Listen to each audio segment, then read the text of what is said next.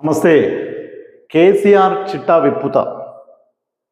ఆయన కుటుంబం రూపాయలు 1,00,000 కోట్లు దోచుకున్నది. ప్రజలకు రాష్ట్ర ఆర్థిక పరిస్థితి గురించి తెలియాలి. అసెంబ్లీలో వివరిస్తా. ఆదాయం తగ్గిన సంక్షేమ పథకాలను అమలు చేస్తున్నాం. స్టేషన్ గణాపూర్ ప్రజాపాలన ప్రగతి బాట సభలో సీఎం రేవంత్ రెడ్డి గారి మాట. ధనిక రాష్ట్రమైన తెలంగాణను కేసీఆర్ కుటుంబం అప్పుల ఊబిలో కూరుకుపోయేలా చేసింది. తెలంగాణ ఏర్పడినప్పుడు అప్పులకు నెలకు 500 కోట్లు చెల్లిస్తే ఇప్పుడు 6,500 కోట్లు చెల్లించాల్సి వస్తుంది. ఒక్క ఏడాదిలోనే అసలు వడ్డీ కింద కట్టిన మొత్తం 1,50,000 కోట్ల సొమ్ము.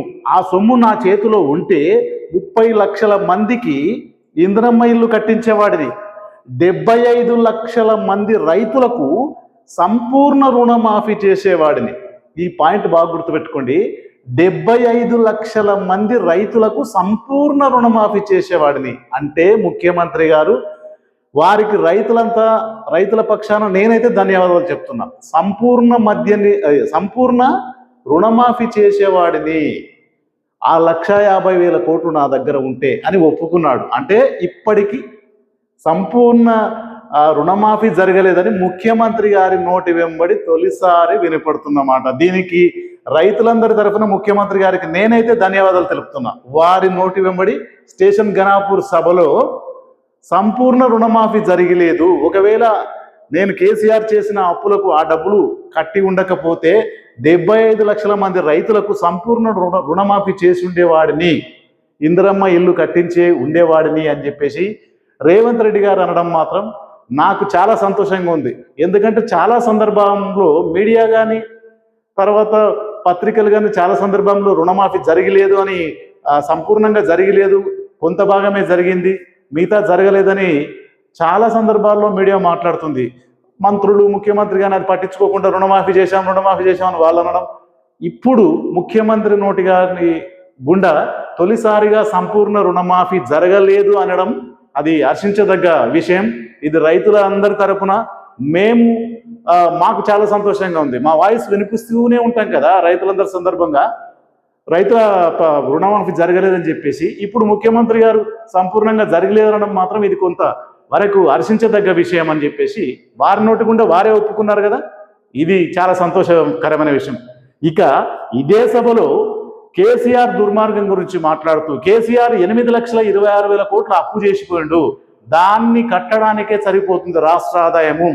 మేము అంటే ఇలాంటి విపత్కర పరిస్థితులు ఉన్నా కూడా మేము 500 రూపాయలకే సిలిండర్ ఇస్తున్నాము, ఉచిత కరెంటు అంటే 200 యూనిట్ల వరకు ఉచిత కరెంటు ఇస్తున్నాము, అట్లాగే ఆర్టీసీలో మహిళలకు ఉచితంగా బస్సు సౌకర్యం కల్పిస్తున్నాం. ఇందుకు 5,500 కోట్లు ఇప్పటికే ఖర్చు పెట్టాం. రైతు రుణమాఫీ 21,000 కోట్లు చేశాం. ఇలా తన గవర్నమెంట్ చేసిన పనులు అన్నీ చెప్పుకుంటూ కేసీఆర్ చిట్టా విప్పుత. కాళేశ్వరం ప్రాజెక్టులో 1,00,000 కోట్లు దోచుకున్నాడు. కేసీఆర్ కుటుంబం ఒక్కటే బాగుపడ్డది. అతని అవినీతి పైన ఎంక్వైరీ జరిపిస్తా. అసెంబ్లీలో 19-20 తారీఖు రోజు అసెంబ్లీలో ఇది ట్రయల్ మాత్రమే. అసెంబ్లీలో పూర్తిగా అతని చిట్టా విప్పుతా. ఈ రకంగా కేసీఆర్ గారిని ఉద్దేశించి తీవ్రంగా వ్యాఖ్యలు చేయడం జరిగింది. స్టేషన్ గణాపూర్లో కొన్ని అభివృద్ధి పనులకు 630 కోట్ల రూపాయల విలువైన అభివృద్ధి పనులకు శంకుస్థాపన చేస్తూ అక్కడి సభలో ఈ విధంగా వ్యాఖ్యానించడం జరిగింది. బీఆర్ఎస్ పార్టీని ఇరుకున పెడుతూ కేసీఆర్ గారు కాళేశ్వరం ప్రాజెక్టులో కానీ వివిధ ప్రాజెక్టులలో కానీ ఎక్కువ మొత్తంలో కాళేశ్వరం ప్రాజెక్టు గురించే మాట్లాడుతున్నారు. అది నిరుపయోగంగా మారింది. 1,00,000 కోట్లు దోచుకున్నాడు కాబట్టి అతని మీద ఎంక్వైరీ జరిపిస్తాం, వారిని వదిలిపెట్టాం. ఇది ముఖ్యమంత్రి గారి నోటి వెంట మాట. కానీ ఇక్కడ ప్రశ్న ఏంటంటే తెలంగాణ ప్రజల తరపున ఇంకా మాట్లాడితే కాంగ్రెస్ పార్టీ కార్యకర్తల తరపున కూడానండి, వారు కూడా అడుగుతున్నారు. మీరు అధికారంలోకి వచ్చి సుమారుగా 15 నెలల కాల పరిమితి దాటిపోయింది. మీరు ప్రతిపక్షంగా ఉన్నప్పటి నుండి ఇవే మాటలు మాట్లాడుతున్నారు. వాళ్ళు దోచుకున్నారు, కాళేశ్వరం ప్రాజెక్టులో దోచుకున్నారు, 1,00,000 కోట్లు దోచుకున్నారు, వాళ్ళ కుటుంబమే బాగుపడ్డది, తెలంగాణను అప్పుల కుప్పగా మార్చేసిండ్రు, వాళ్ళని జైలుకి పంపిస్తా, వాళ్ళ మీద ఎంక్వైరీ చేస్తా. ఈ మాటలు మీరు ప్రతిపక్ష నాయకుడుగా అప్పటి పిసిసి హోదాలో ఉన్నప్పటి నుండి అధికారంలోకి వచ్చిన 15 నెలల కాలంలో కూడా ఇవి వినిపిస్తూనే ఉన్నాయి. కానీ అసలు ఎక్కడ మీరు వారిపై చర్యలు తీసుకుంటున్నట్లు మాత్రం దాఖలా కనపడతలేదు. ఇది మాటల వరకేనా, చేతల వరకు ఉంటుందా అనేది తెలంగాణ ప్రజానికమా ఎదురు చూస్తుంది, ప్లస్ కాంగ్రెస్ పార్టీ కార్యకర్తలు కూడా ఎదురు చూస్తున్నారు.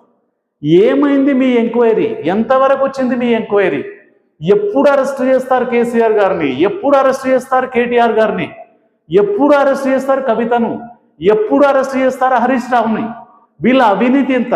అధికారం మీ చేతిలో ఉంది కదా. కాళేశ్వరంలో ఎంత దోచుకున్నారు? అక్కడ కాంట్రాక్టు చేసిన ఎవరు కాంట్రాక్టు చేసిండ్రు? మెగా కృష్ణారెడ్డి గారు ఆ ప్రాజెక్టును మొత్తం కాంట్రాక్ట్ చేసిండ్రు. మరి మెగా కృష్ణారెడ్డి గారేమో ఇప్పుడు మీ దోస్త్ అయ్యాడు. ఎందుకంటే మీ పక్కనే తిరుగుతున్నాడు అతను. ఎక్కడ? దావోసులో అతని దగ్గర 10,000 కోట్లు పెట్టుబడి పెట్టించుకొని హైదరాబాద్లో ఇప్పుడు మీకు చాలా ఆప్తుడైపోయాడు. మరి ఎప్పుడు చేస్తారు సార్? ఇప్పుడు మీరు ఇది పేపర్లకు లేదంటే ఏదో మీడియాకు మాత్రమే ఈ ప్రకటనలా, లేకుంటే నిజంగా ఎంక్వైరీలు ఏమైనా వేసేది ఉందా? అసలు ఈ 15 నెలల్లో ఏమైనా ఎంక్వైరీ వేసిండ్రా? కాళేశ్వరం గురించి విచారణ జరిపిస్తున్నారా? అక్కడ అవినీతి గురించి విచారణ జరిపిస్తున్నారా? ఎంతకాలం వినాలి సార్? ప్రజలు ఎంతకాలం అంటూ వినాలి ఈ మాటలు? కాంగ్రెస్ పార్టీ కార్యకర్తలకు కూడా విసుగొచ్చిందండి. ఏంటండి ప్రతిసారి మీరు వాళ్ళు కాళేశ్వరం ప్రాజెక్ట్ అవినీతి, కాళేశ్వరం ప్రాజెక్ట్ అవినీతి, కాళేశ్వరం ప్రాజెక్ట్ అవినీతి అనుకుంటూనే ఉన్నారు. వాళ్ళు దోచుకుంటూ దొంగలు దొంగలు దొంగలు దొంగలు దొంగలు. ఎంతకాలం ఇది? ఆ దొంగలను పట్టుకునే అధికారం మీ దగ్గర ఉంది కదా. ఇది కాంగ్రెస్ పార్టీ కార్యకర్తల ప్రశ్న. తెలంగాణ ప్రజల తరఫున కూడా ప్రశ్నే అదే. వాళ్ళ మనసులో వాళ్ళ మనసులు తొలుచుతున్న ప్రశ్న అదే. ఎందుకు ముఖ్యమంత్రి రేవంత్ రెడ్డి గారు ఈ విధంగా వ్యాఖ్యలు చేస్తారు? అధికారం లేనప్పుడు అంటే ఓకే, ప్రతిపక్ష నాయకులు హోదాలో కానీ అధికారంలో లేనప్పుడు కానీ ఈ మాటలు మాట్లాడినట్టే ప్రజలు కూడా హర్షిస్తారు. నిజమేలే, అధికారం లేదు కాబట్టి కేసీఆర్ని కానీ కేసీఆర్ కుటుంబాన్ని కానీ కాళేశ్వరం ప్రాజెక్టులో జరిగిన అవినీతిని కానీ ఈయన ఏం చేయలేడులే, అధికారం వచ్చినాక మాత్రం వాళ్ళని ఖచ్చితంగా జైల్లో పంపుతాడు, ఈ విధమైన ఆలోచనలు ప్రజల్లో ఉండే. కానీ ఇప్పుడు మీరు అధికారంలోకి వచ్చినా కూడా ఈ పాటనే పాడుతుంటే ప్రజలు ఏమనుకోవాలి సార్? అసలు మీకు చేసే ఉద్దేశం ఉందా?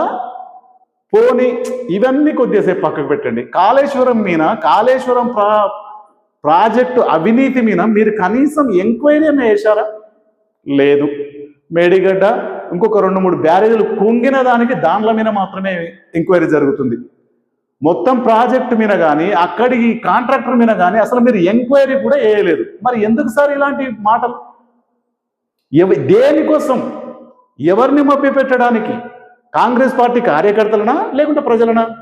ఇప్పుడు మీరు నిజంగా అవినీతిని బట్టబయలు చేయాలి, నిజంగా అవినీతి జరిగింది అక్కడ అంటే మాత్రం అధికారం మీ చేతుల్లోనే ఉంది కదా సార్. ఎంక్వైరీ చేసి వాళ్ళని జైలుకి పంపండి. అదే ప్రజలు కోరుకుంటున్నారు. ఎవ్వరు అవినీతి చేయకూడదు, ఎవ్వరు ఒక్కరు కూడా చట్టానికి తెలంగాణ ప్రజలకు లోబడే ఉండాలి, ఖచ్చితంగా ప్రజలకు మంచి జరగాలి, అవినీతి ఎవరు జరిగితే వాళ్ళను జైల్లోకి వేయాలి అన్నట్టే ప్రజల ఆకాంక్ష. మరి మీరు ఎందుకు ఆపుతున్నట్లు? ఎవరు అడ్డగిస్తున్నారు మిమ్మల్ని? తెలంగాణ ప్రజలు అడ్డగిస్తున్నారా లేకుంటే మీ అధిష్టానం అడ్డగిస్తుందా? ఎవరు అడ్డగిస్తున్నారు మిమ్మల్ని? అంటే ఈ ఎంక్వైరీ జరపకుండా ఎవరు ఆపుతున్నారు? మరి ఎందుకు ఈ మాటలు ఎందుకు? నేను చిట్టా విప్పుతా, నేను దొంగలు దోచుకున్నారు చిట్టా విప్పుతా, ఇదే మీ డైలాగులు ఉంటే మరి ఎప్పుడు ఈ 15 నెలల కాలం సరిపోదా? పోనీ రేపు 6 నెలలు, ఇంకొక 6 నెలలు జరుపుతారా?